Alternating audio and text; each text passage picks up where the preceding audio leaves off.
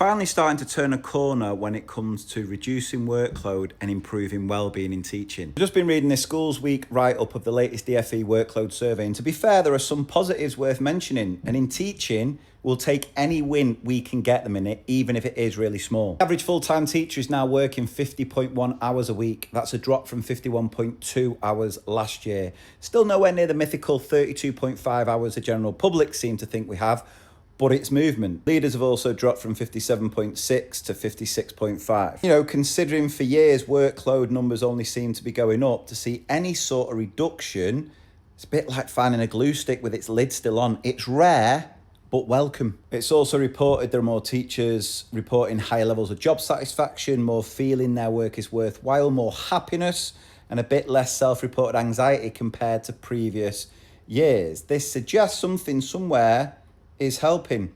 Now, before we all start cartwheeling down the corridor, let's add a bit of perspective. Because when we put this next to the Education Support Wellbeing Index this year, which shows staff wellbeing being at its lowest point since 2019, more than 3/4 of school staff experiencing symptoms of poor mental health because of work, it doesn't line up, does it? Two narratives not quite matching. So what do you think's going on? So are things genuinely improving, or is it a bit like the video I made about behaviour the other day, where it feels teachers are just adjusting their expectations a little bit? With behaviour, we no longer call it low-level disruption, you just call it Tuesday. It sometimes feels like that with workload too. We're just getting used to this unsustainable baseline. And things do differ from school to school. So you've got to question who is filling in the surveys. So the teachers most burnt out or already leaving the profession are going to be too exhausted to respond to a survey. So the data might be a bit skewed towards those colleagues who are still hanging on, or the colleagues who are in schools that are genuinely supporting workload and wellbeing. Because I think there has been an introduction over the past year of smarter tools. When you've got admin piled up on top of planning, on top of behaviour logs, anything that can help with that.